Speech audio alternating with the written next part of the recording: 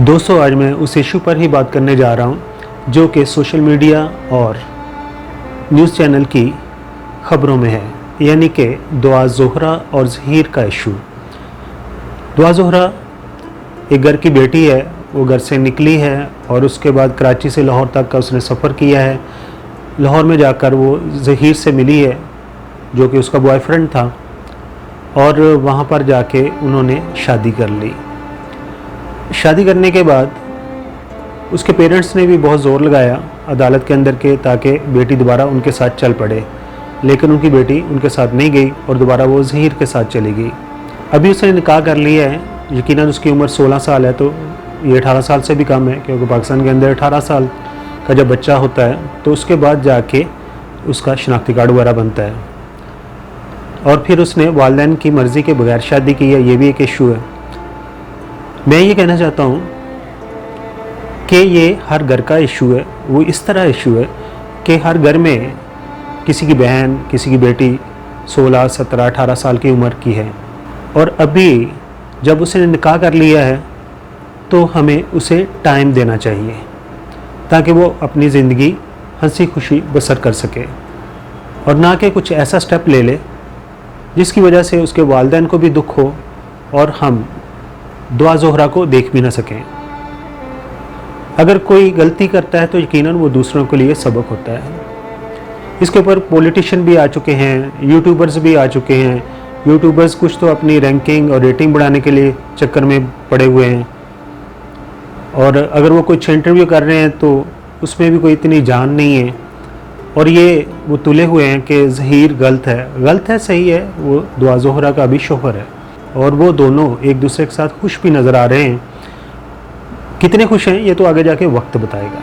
हमें उन्हें टाइम देना चाहिए, ना कि उनको इतना क्रिटिसाइज़ करें कि कोई दुआ ऐसा कदम उठा ले जिसकी वजह से फिर हमें शर्मिंदा होना पड़े कि हमने वो बातें क्यों की।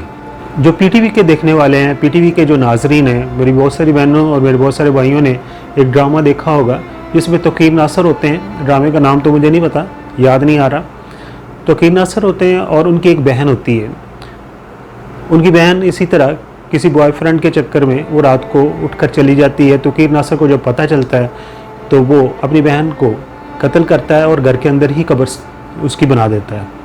फिर वक्त गुज़रता है, इस सारे अमल पर तोक़ीर नासर की माँ सिर्फ रोती है और बोल नहीं सकती, क्योंकि वहाँ के जो कानून कायदे हैं उस गांव के कुछ ऐसे ही हैं।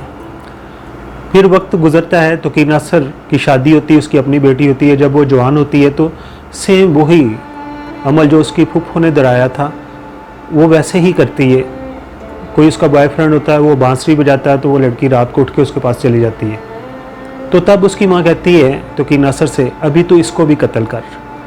लेकिन तोक़ीर नासर अपनी बेटी को कत्ल नहीं करता, और साथ ही उसकी माँ कहती है, जब मेरी बेटी का मसला था उस वक्त तुमने कत्ल कर दिया, उसकी कब्र भी घर के अंदर बनाई हुई है।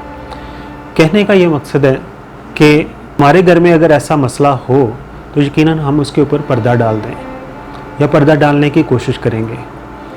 इसी तरह दुआ ज़ोहरा भी किसी की बेटी है, किसी की बहन है और किसी घर की इज़्ज़त है।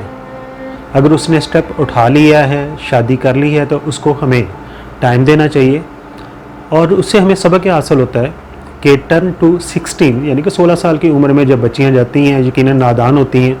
अभी तो सोशल मीडिया पर बच्चे वो तमाम चीज़ें देख चुके होते हैं जो अगर 20 साल पहले जाएं तो लोगों को उस वक्त पता चलता था जब वो शादीशुदा होते थे। तो इसलिए दुआ ज़ोहरा के केस से हमें क्या सबक हासिल हुआ है कि हम अपने घर की जितने भी दरवाजे हैं जिनके रास्ते बाहर को जाते हैं उनको यकीनन लॉक करके सोएं। अभी आप कह रहे होंगे कि हमारे घर की बेटियां तो बिल्कुल ठीक हैं और हमें उन पर यकीन है। यकीनन दुआ ज़ोहरा के ऊपर भी उनके वालिदैन को यकीन था। एक उम्र है, दुआ ज़ोहरा की उम्र है, जिसमें बच्चियां गलत या सही की तमीज़ नहीं कर सकती। तो हमें भी अपनी बच्चियों पर, अपनी बहनों पर यकीन है, वो ऐसा कदम नहीं उठाएंगी, लेकिन फिर भी हमें प्रोटेक्शन करनी ज़रूरी है। घर में वालदा का फ़र्ज़ बनता है, बड़े भाई का फ़र्ज़ बनता है कि घर के तमाम दरवाजे जो हैं उनके जितने भी लॉक हैं उनको रात को लॉक करके सोएं, ताकि इस तरह का कोई किस्सा दोबारा ना हो।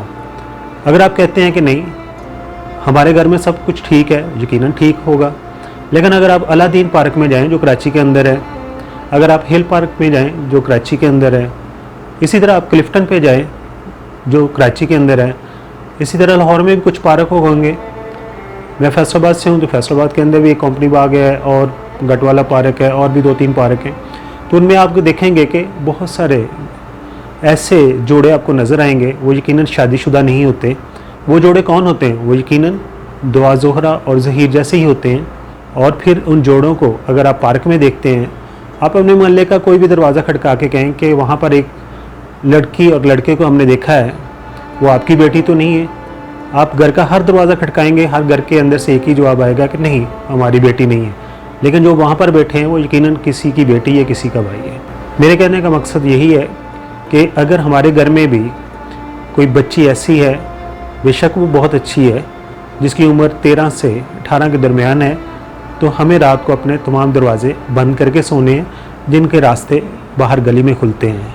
यकीनन मैं जो आपको मैसेज देना चाहता हूँ वो आपको समझ आ गया होगा।